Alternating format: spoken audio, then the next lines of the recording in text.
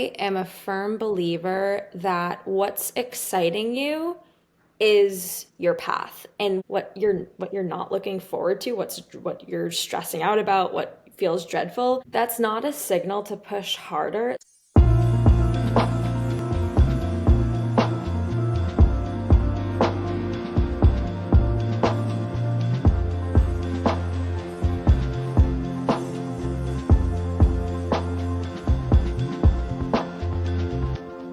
Well, hello and welcome back to the Amanda Kaufman Show.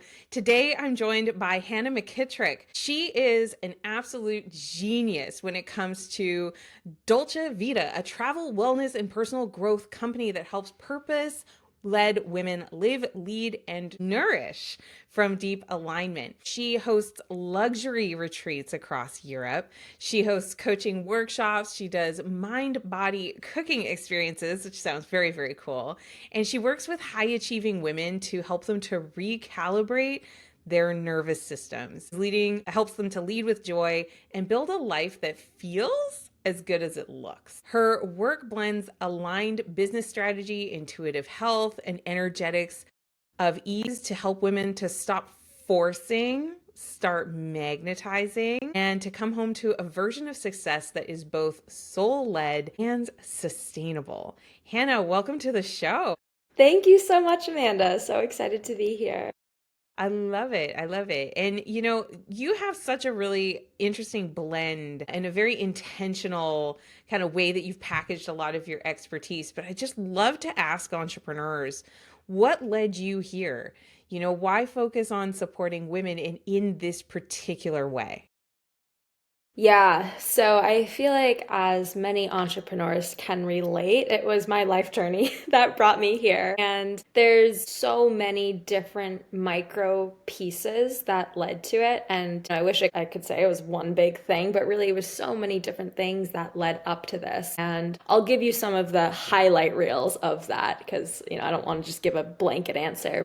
One of the pieces is I had some struggles early on in my childhood and teenage years, both with health and anxiety, that just made me feel so heavy energetically. And I really was at war with both my mind and my body and really just not in alignment, if you will. And when I was 19, I had to learn how to use, or I chose to learn how to use food to actually heal my gut because the doctors were going to have to do surgery and all of this stuff. And meanwhile, after college, I started working in my first corporate job. And like many entrepreneurs, pre entrepreneurship, I was bored. And I was, commuting to the office and doing the thing that I was supposed to be doing. And it was fun for a little bit. And then I was like, what's next? Like, I just got bored. And so I decided to follow one of my passions that didn't necessarily equate to career success, but I just wanted to do it. And that was quitting my job and going to culinary school in Italy. Because why not? I was 23 and I love food, I love cooking, love Italy. So I did that, and that experience definitely opened my eyes to Dolce Vita, the sweet life, and really set the bar for how good life could be. Like, I really experienced this euphoria that I didn't know was possible. And I even got tattooed on the back of my neck, Dolce Vita, because I never wanted to forget, because I knew how much corporate can kind of suck you into mainstream and all of that. And so when I came back home, I kept trying to figure out how to bring that Dolce Vita essence into what I was doing, and everything kind of fell flat. And so I just continued following my passions, which for me looked like I went to London to study nutrition, went to Malta, got my yoga teacher training. And then finally, when the pandemic happened, is when I decided to bring it all together. And I did get a pretty direct download that was said healthy cooking, retreats, Italy, well-being, and I as like a business. And I was like, that sounds so fun. And then I just Googled, how do I host a profitable retreat? And then here we are.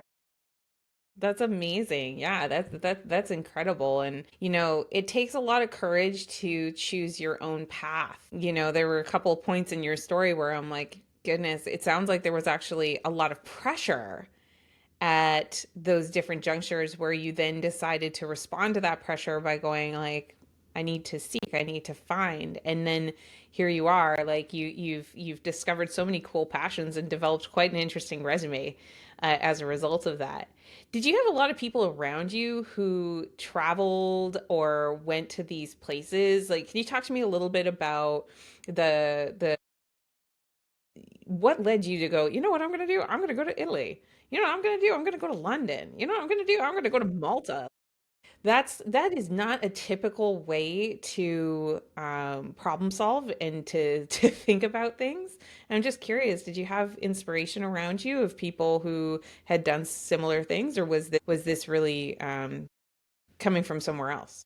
Yeah, so this was definitely coming from somewhere else, and actually it took a lot to go against the grain because I felt like I was almost being gaslit by society because I was like, people are doing this thing day in and day out, working, and I love achieving. Like I love, doing the thing. And so I was doing the thing, but I was like, really? And so for me, I was craving on a deep soul level more vitality, more excitement, more fun. And traveling has not always been easy for me. And it's still not always easy because in traveling, yes, you're gaining all this excitement and fun, but you're also leaving behind comfort and security and stability. And so it was one part like I want to push myself and I want to grow because I know that leaving this behind will allow me to stretch to another level. But the other part was just, it was yearning for something more, is the best way that I could describe it. And something unique. I don't know if anyone listening is familiar with Enneagram, but I'm an Enneagram 7, which is kind of like the fun lover. And so it makes a lot of sense. Yeah. And so it makes a lot of sense that I was wanting these experiences. And for me, I always thought after I never wanted to go back to school per se, but rather I wanted to learn in the field. I wanted to learn by doing. And so I really felt like these experiences were what shifted me and allowed me to grow as a person and also learn while playing. This is so juicy, because more of an Enneagram 3. I tend to be like pretty structured, very, driven as well. And I think it's so cool how you called out your achievement orientation because I think a lot of people can really relate to that. We want to get good grades. We want to hit high scores. But what you did that I think is remarkable and definitely something that our listeners can learn from is you didn't deny that you are an achiever. Instead, you redefined what achievement actually meant to you. And, like I've had the corporate lifestyle as well. And I just remember it was so gray, the fluorescent lighting to save money and just drab and carpet on the walls to dampen the sound. And it was just like, this feels so institutional but not inspirational, Yeah, and you have these people sitting in these environments all day long, traveling for goodness knows how long to get there in order to get the paycheck. And it's like all of that would be fine if your achievement was in very high alignment to that environment. You tolerate that environment. But if your achievement is not aligned, and then you find yourself in these environments, I think a lot of people could, well, achievement's no longer important to me. But the thing is that it's going against your nature. But if totally. you redefine your achievement, if you redefine like, well, what is my purpose? What is my success path? That is extremely courageous. And I also want to call out, like, it's often so difficult because no one around you is doing it. Hmm. Yeah. How did you solve that? How did for the social aspect of your joy and your happiness? Well, I'll tell you in one sec, but first I want to say something that was actually landing hard as you were talking, because I mistyped for many years as an Enneagram 3 and actually had a switch recently. As you were talking, what drew me to this is I didn't want to choose. I didn't want to choose between the achievement and the fun. The same thing happened with health. I didn't want to choose between being healthy and having freedom and flexibility, and that largely stemmed so much of my work with the cooking experiences. And now with these like retreat Dolce Vita experiences, it's allowing people to not choose between fun and achievement and taking it one step further. What is fun for you is what will allow you to achieve more. It's what will be guiding you towards the path of deepest alignment of that magnetism of the path of least resistance. And I think at the time I was subconsciously trying to kind of merge those two roads together. I love that. I love that. I'm thinking about how constraints can really lead us to this creativity and, rather than giving up on and reconciling and just sort of saying, oh, well, I guess my health is what it is, or, well, I guess this is the career path that I chose. Let's buckle up for the next 50 Yeah, years, yeah, right. you decided to lean into the constraint and activate your creativity so that you could literally, have it all. That's so super cool. So where are you headed now? Like what do you focus on the most in your business? I understand you're going through a pretty exciting season right now in your business. Yeah, yeah. So I am obsessed with creating experiences for people that blow their mind and shift them at the core through a pathway that is, spoiler, fun, because I'm a fun junkie. And I'm so surprised. yeah, exactly. And so my business started out as my intuitive health, and that served me for many, many years. And health on all levels, right? Soul health, physical health, mental health. And I did those cooking experiences so that people could not have to choose between being healthy and enjoying their lives and bringing the flavor into the food and the community. But now my work has really dialed in on these retreat experiences. So I'm obsessed with leading retreats. They are so magical, so transformational. And I'm also, the way that I host a retreat is equal parts depth, like soul depth, and then also just like lightness, lightheartedness, and playfulness and fun so that people can really, yes, bring intentionality into themselves and get a deeper understanding of themselves, but also integrate joy because there's no point in self growth if you're just trying to fix yourself the entire time and look at what's wrong and all of this stuff. I think a big part of growth is actually going out onto the field and having fun and doing the thing of why you're trying to grow in the first place. And so my rebrand is into Dolce Vita Experiences, and Dolce Vita, it means sweet life. And so bringing that sweet life essence into business, into yourself, into your food, knowing that that essence is who you really are. Like we are designed for joy, and like that is a signal from the universe that you're on your path. And so it's bringing that into everything you do. And so I do this through retreats in Italy, Greece, dinner club parties that I host here in Boston. And the essence of all of them is just to bring you back to who you are, which at the end of the day is just being in complete non-resistance to yourself and that alignment within yourself. That's so powerful. And, a lot of our listeners are aspiring entrepreneurs or even established entrepreneurs. But something that's happening right now, at the time that we're recording this is I'm calling it this great pivot. Is this huge opportunity for people to really step in to another level, and that pivot is being activated by a lot of different factors. AI for sure, big, big, big time. A lot of social changes, a lot of economic changes and pressure. I think a lot of entrepreneurs are getting a little stuck. And what I notice is you are pivoting. You're making the choice to pivot. And I'm just so curious, like, how did you know that it was time to make that change?